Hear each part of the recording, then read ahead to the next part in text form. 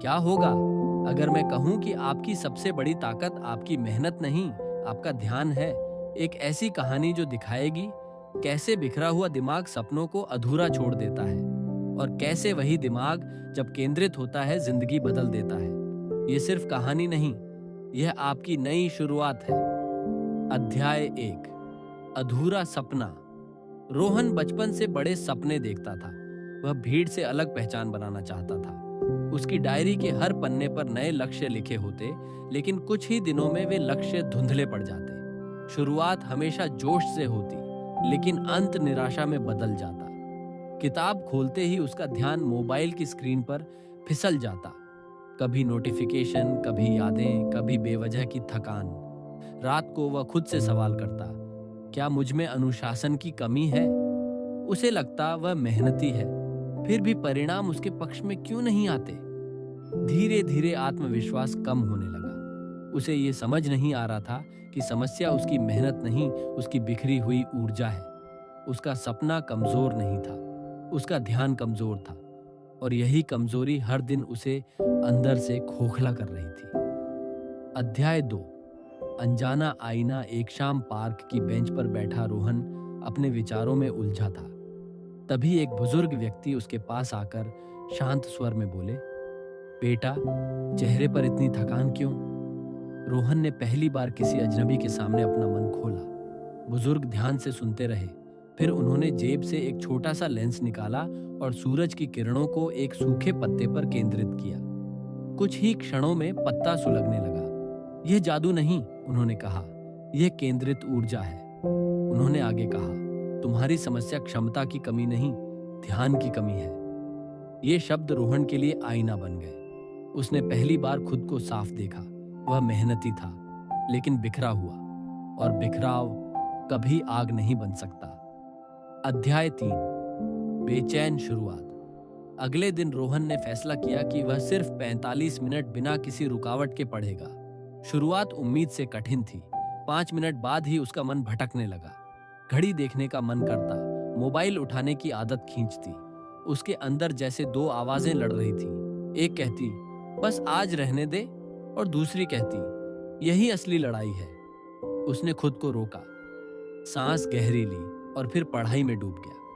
पहली बार उसे महसूस हुआ कि ध्यान को नियंत्रित करना आसान नहीं, लेकिन नामुमकिन भी नहीं। उस दिन 45 मिनट पूरे हुए तो उसे छोटी सी जीत का एहसास हुआ। उसे समझ आया, असली बदलाव बाहर नहीं, भीतर की लड़ाई जीतने से शुरू होता है।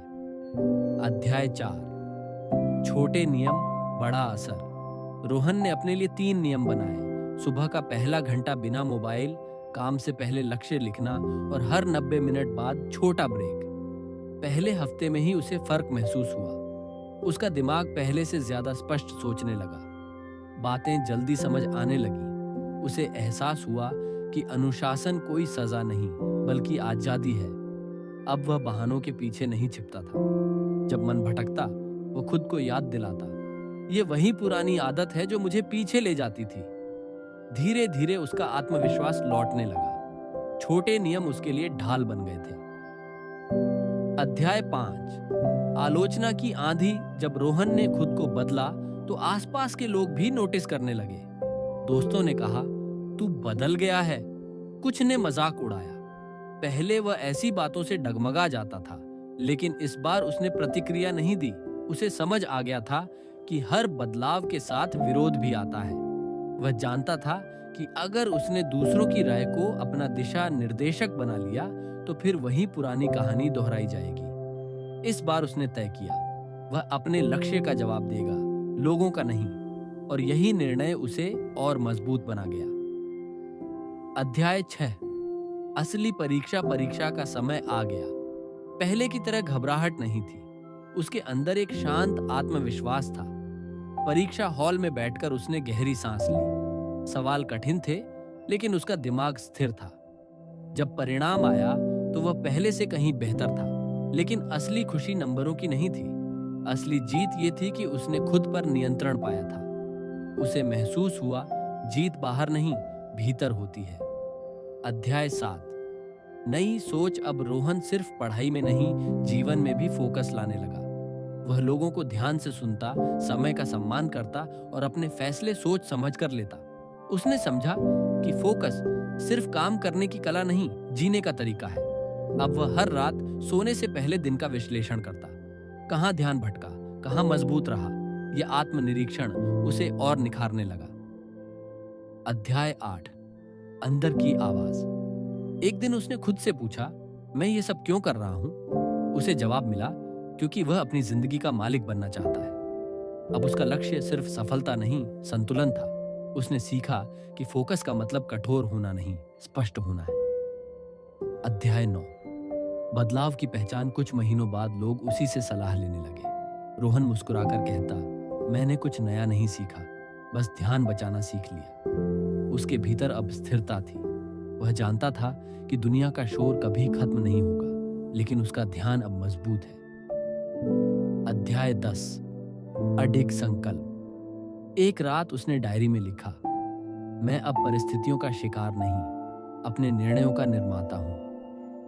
आसमान की तरफ देखते हुए उसने महसूस किया कि सपने अब दूर नहीं लगते। उसने दुनिया नहीं बदली थी, उसने खुद को केंद्रित किया था। और सच यही है, फोकस ही असली सुपर पावर है। दुनिया आज भी वैसी ही थी, शोर वही, भीड़ वही, लालच वही, लेकिन रोहन बदल चुका था। अब नोटिफिकेशन उसे नहीं चलाते थे, वह अपने समय को चलाता था। अब परिस्थितियां उसे नहीं मोड़ती थीं, वह अपने फैसलों से रास्ता बनाता था। उसने आसमान की ओर देखा। पहली बार उसे लगा कि सपने दूर नहीं, बस इंतजार में थे, उसके पूरी तरह तैयार होने का। उसने मुस्कुराकर अपनी डायरी बंद की और लिखा, सफलता किस्मत का खेल नहीं, ध्यान का परिणाम है। क्योंकि जिसने अपने मन को जीत लिया, उसने अपनी दुनिया जीत ली। और सच यही है, फोकस ही असली सुपर पावर है।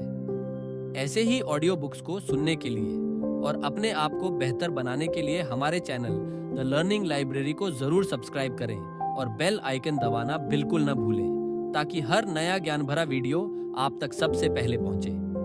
फिर मिलते हैं एक नए वीडियो में।